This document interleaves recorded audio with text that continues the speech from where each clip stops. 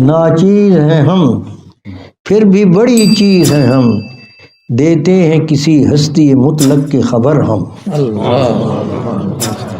دیتے ہیں کسی ہستی مطلق کی خبر ہم۔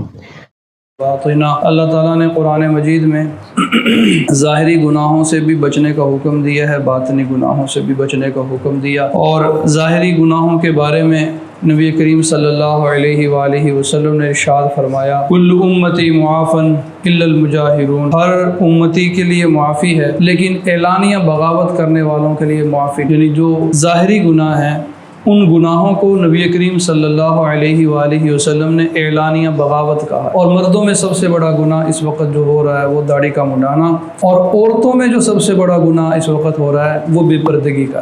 بے پردگی یہ عورتوں کا سب سے بڑا گناہ ہے جو عورتوں میں آج کل عام ہے۔ شریعت نے عورت کو پردے کا حکم دیا، عورت کا لفظی مطلب ہی چھپانے کی چیز، لفظ عورہ عربی زبان کا لفظ ہے، اس سے مطلب ہی، اس کا لفظی مطلب ہی چھپانے کی چیز۔ تو عورت کے لیے ضروری ہے کہ وہ پردہ کرے۔ عموماً ہمارے ہاں ایک غلط فہمی یہ پائی جاتی ہے کہ پردہ تو کرتے ہیں لیکن جسے ہم شرعی پردہ کہتے ہیں اس شرعی پردے کی طرف توجہ نہیں ہے۔ عورت کا ہر اس مرد سے پردہ بنتا ہے جس سے اس کا نکاح ہو سکتا ہے، جس سے عورت کا نکاح جائز ہے، جس مرد سے عورت کا نکاح جائز ہے اس عورت سے مرد کا پردہ ہے۔ یہ صاف سادہ سا اصول ہے۔ اب اس میں چچا زاد، پھوپھی زاد، خالہ زاد، ماموں زاد، تایا زاد، یہ سارے کے سارے زاد آ جائیں گے کہ سارے کے سارے زاد سے نکاح ہو سکتا ہے، اس لیے سب کے ساتھ سب سے پردہ ہے۔ لیکن ہمارے ہاں اس کا اہتمام نہیں کیا جاتا، بھئی یہ تو گھر کے بندے ہیں، حالانکہ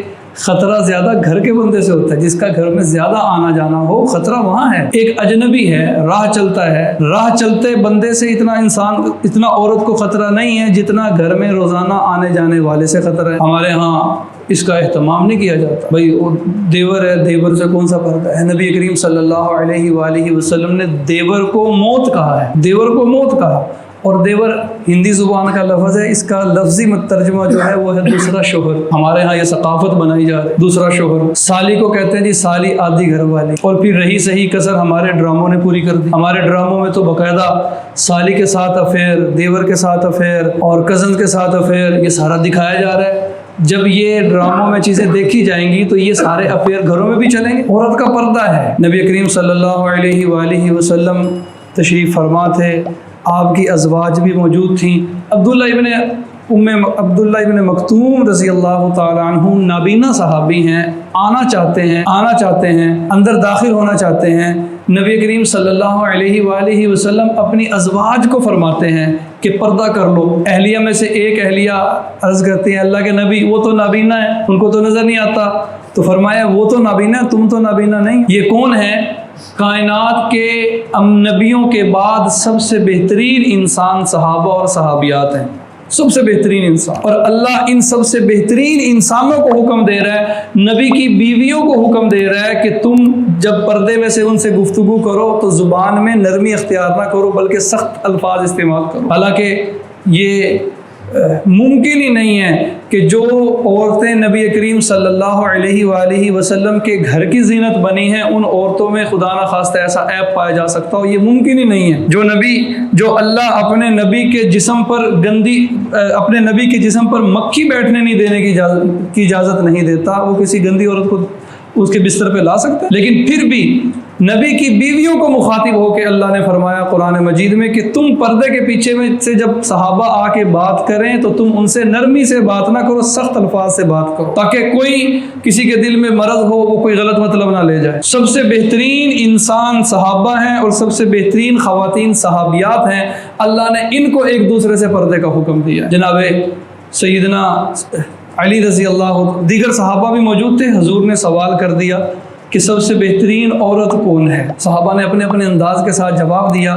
جناب علی رضی اللہ تعالیٰ عنہ اٹھے اور اپنی اہلیہ کے پاس نبی کریم صلی اللہ علیہ وآلہ وسلم کی بیٹی سیدہ فاطمہ الزہرا رضی اللہ تعالیٰ عنہا کے پاس چلے گئے اور یہ سوال جا کے ان سے کیا، اور انہوں نے جواب دیا۔ پھر وہ جواب نبی کریم صلی اللہ علیہ وآلہ وسلم کی خدمت اقدس میں لا کے پیش کیا، اور وہ جواب کیا تھا کہ سب سے بہترین عورت وہ ہے جو نہ کسی مرد کو دیکھے نہ کوئی مرد اس کو دیکھے. شریعت نے پردے کا حکم. تو عورتوں میں سب سے بڑا گناہ وہ بے پردگی ہے. اور اس بالکل آغاز میں بچیوں کی تربیت کا یہ حصہ ہونا چاہیے کہ بالکل آغاز میں انہیں لباس ایسا پہنایا جائے کہ جس میں ان کی شرم و حیا باقی رہے. ہمارے ہاں بہت بڑا المیہ یہ ہے کہ بچیوں کو نصف بازو والا لباس پہنانا شروع کر دیتے ہیں, وہ منی اسکرٹ پہنانا شروع کر دیتے ہیں.